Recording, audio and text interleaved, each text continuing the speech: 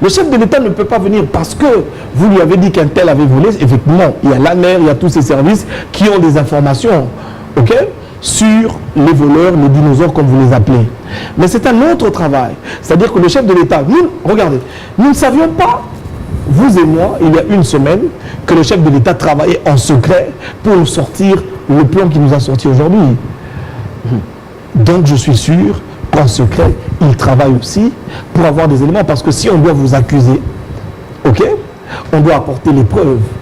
Et vous devez être jugé. Parce que dans notre pays, nous avons ce qu'on appelle la présomption de l'innocence. Et le chef de l'État, respectueux de la Constitution et des lois du pays, doit nécessairement suivre toute cette procédure avant, bien évidemment, que toutes les personnes dont vous parlez aujourd'hui ne soient mises en prison. C'est la simple logique. Toujours été lancé, ça débute, mais ça se casse. Antoine Tshisekedi a déjà été président combien de fois dans ce pays? C'est pour la première fois. Mais alors, pourquoi vous voulez lui faire porter les habitudes anciennes? Mais il n'a jamais été... Il n'a jamais... Oui, bien sûr, comme il est là, il vous montre aujourd'hui qu'il apporte un changement. D'accord? Ce dont vous parlez, ce sont des réalités vraies, mais qui ont existé à une époque de clientélisme et de désordre politique. Et aujourd'hui, Félix Antoine Tshisekedi est venu emmener une nouvelle vision, celle d'un Congo moderne qui change dans les mentalités. Ce n'est pas pour rien qu'il a parlé de changer le système judiciaire pour que les personnes qui vont... D'ailleurs, il a même parlé d'un code d'éthique institutionnel. Ça n'a jamais existé dans ce pays. Il a parlé de l'installation d'un code d'éthique institutionnel, c'est-à-dire que dans pas longtemps tout le monde a loi mouébimi ils ont la qui les ministres peut monter à l'état à Rotambola veut dire là la société là avant sa société là il faut que ça la commission à Otabakangi. C'est ça que le chef de l'État veut dire. Donc patientez vous êtes, permettez-moi de dire, Congolais, nous sommes simplement mal habitués. Toujours dans mon sérieuxité. C'est ce qui se passe dans la tête du Congolais aujourd'hui. On nous a tellement menti, les gens vous ont tellement raconté des histoires. Chapelet de bonnes intentions. Voilà. Si vous voulez comprendre la bino que toujours nous avons sérieux, nous avons changé. Puis nous avons changé déjà. Est-ce que la priorité ne devrait pas être, par exemple, le gouvernement? Parce que aujourd'hui, avec la rupture de confiance qu'il y a entre la population et les ministres sortants, ça paraît un peu comme un paradoxe. Regardez votre question. Est-ce que la priorité ne serait pas le gouvernement? Tout est prioritaire dans ce pays. Ce n'est pas le chef de l'État, ok, qui va se lever un matin qui va dire ok, c'est maintenant le gouvernement. Nous attendons l'installation du bureau définitif du Parlement pour qu'il soit dégagé une majorité et que la majorité qui sera dégagée donne un Premier ministre qui va, n'est-ce pas, construire, si je peux dire comme ça, un gouvernement. Donc, n'attendez pas qu'un matin, le chef de l'État se réveille, qu'il dise, bon, j'ai nommé M. John Ngoyi comme Premier ministre, et que demain, lui, prenne... Vous, regardez... Est-ce qu'on ne devrait-il pas commencer par là avant de... Mais il est le chef de l'État. Oui. Il n'est pas M. Mobutu. Nous sommes dans un système démocratique. Voilà que nous voulons encore emmener Félix Antoine Tshisekedi dans la dictature. Alors dites-moi aujourd'hui, voilà, allez, nous sommes à la télévision. Nous allons l'appeler. Monsieur le chef de l'État, devenez Mobutu, devenez dictateur. Réveillez-vous demain matin, dites, désormais, Monsieur Claude devient Premier ministre. Allez, je prends un tel, je le nomme. C'est pas comme ça que ça se passe. Nous avons voulu une démocratie. La démocratie exige que le Parlement soit installé et que du Parlement sorte une majorité et que de cette majorité soit formée un gouvernement. Et le chef de l'État est soumis à cette loi et à cette constitution. Donc, comme nous, il attend et il en est impatient. Mais cela ne l'a pas empêché, évidemment, comme la population souffre, comme il y a des problèmes, cela ne l'a pas empêché d'établir un plan d'urgence pour permettre à ce que certains travaux soient déjà faits. Et je vais vous dire, par rapport à son discours d'hier, il y a même des gens qui ont critiqué en disant pourquoi il n'attend pas l'installation du gouvernement pour le faire. Mais est-ce que les gens doivent continuer à mourir dans la famine, dans la misère? Il y a la route qui est cassée là-bas. On doit attendre que le gouvernement soit installé pour que les camions retournent à faire leur route vers le Bas-Congo. Comment serons-nous alimentés ici en denrées alimentaires si la route nationale numéro 1 n'est pas opérationnelle? Donc, il a pris aujourd'hui la charge de sa responsabilité en disant je mets un plan d'urgence en attendant effectivement que le gouvernement soit installé. Est-ce que le fait d'appliquer justement ce programme avec des ministres sortants, ne va pas restreindre un peu son champ d'action? C'est les ministres sortants de quel pays? De la RDC, mais qui s'identifie encore. Je suis tout à fait d'accord avec vous. Mais je viens de vous le dire tout à l'heure, le président de la République, respectueux de la Constitution, il l'est. Permettez-moi cette figure de style. D'accord? Parce qu'il ne peut pas, je me répète, se lever un matin, j'aimerais rassurer les téléspectateurs qui nous suivent, chef de l'État, vous dites que la Mokana Tongo, alors bien tel ou un sous-ministre TT, à que la Namengue Nibeko ya Mboka Elubi. C'est-à-dire que cause de la Parlement, Bassi Samoussa Nango, Tokocha, ministre Yassika, vous à la calme. Tolingaki état de droit Yangwana. En fait, l'état de droit que les gens sont en train de chercher, c'est ça. C'est un chef de l'État, garant de la constitution et de loi du pays, qui respecte, qui donne l'exemple pour que nous tous nous respections et que nous le suivions. C'est comme ça que ça se passe. Et de deux, vous devriez savoir. On dit qu'il n'y a pas de mauvaises troupes. Il n'y a que de mauvais chefs. De mauvais chefs. Aujourd'hui, nous avons un bon chef. Les troupes suivront. Si vous êtes habitué à voir certains ministres voler, demain, rassurez-vous qu'ils ne vont plus voler. Parce qu'ils savent bien qu'avec Félix Antoine Tshisekedi, tu voles, on t'arrête.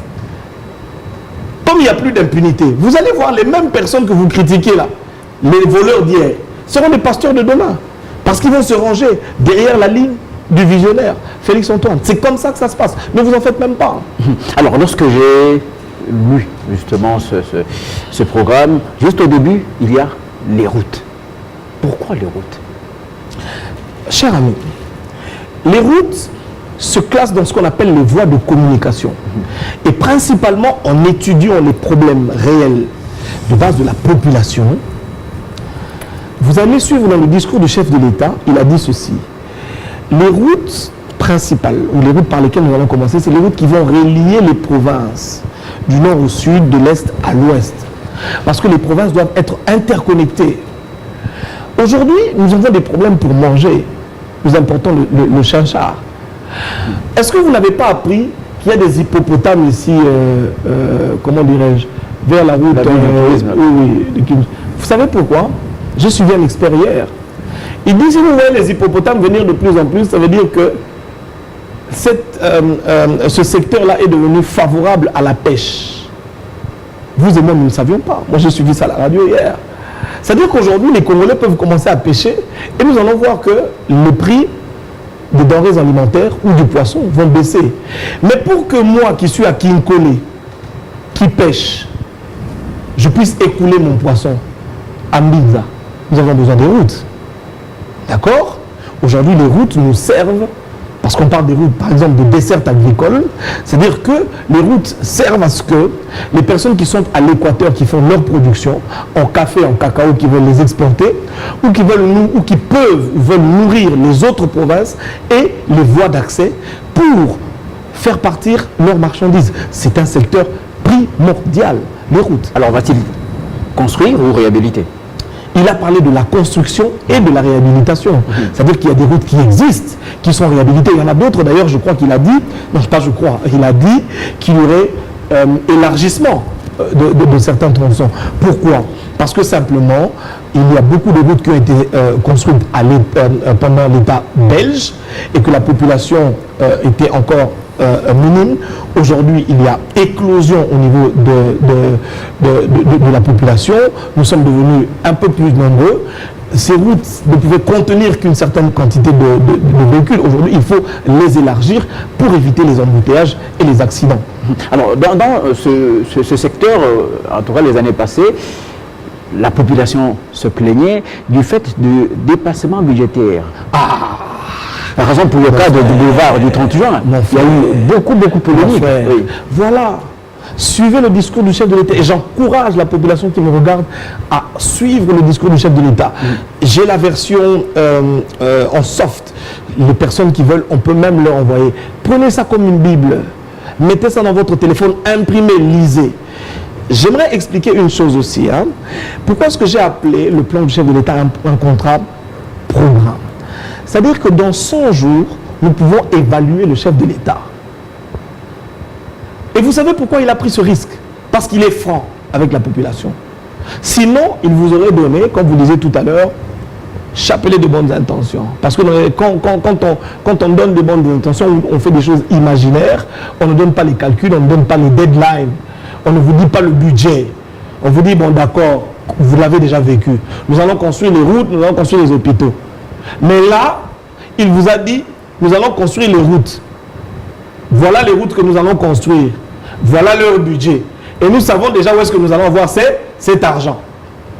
Maintenant, nous allons faire l'exercice avec vous peut-être la prochaine fois. C'est de prendre les calculs qui ont été donnés par l'OVD et savoir si ces calculs sont réalistes ou pas.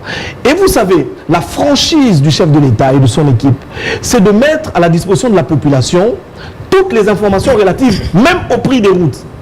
Pourquoi? Pour que les députés... De les publier. Oui, de les publier, ça a été publié, c'est sur Internet aujourd'hui, Oui. tout le monde peut les avoir. Toutes les personnes qui veulent avoir... Et vérifier. Oui, oui. C'est-à-dire que tout le monde, chacun d'entre nous, même la maman qui vend le pain chez vous, c'est que, bon, la route de Kakobo, là, on va la construire, elle va coûter à l'État, donc au trésor public, donc mon argent, on va sortir autant pour cette route. Que les spécialistes viennent nous dire sur le plateau, est-ce que ces kilomètres de route sont vendus à l'État à bon prix ou pas? Sinon, nous allons interpeller le chef de l'État pour dire, non, non, non, monsieur le chef de l'État, ces routes coûtent trop cher. Vous comprenez? Et aujourd'hui, pour vous rassurer, monsieur John, le chef de l'État et son équipe savent ce qu'ils sont en train de faire parce qu'ils ont mis sur la place publique toutes les informations.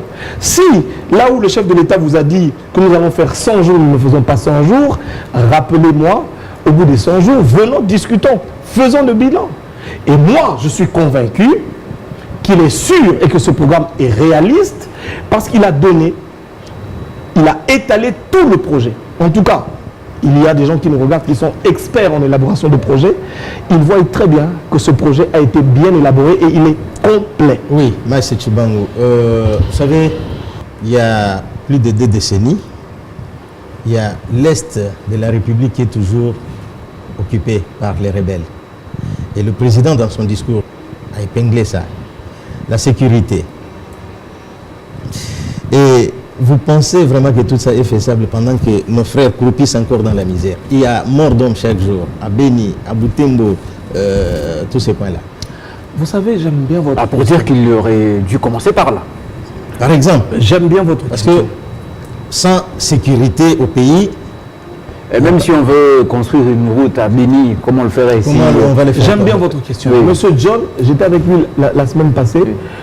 Il m'a posé une question en disant, mais monsieur Maïs, la population dit, le chef de l'État voyage trop, pourquoi il part?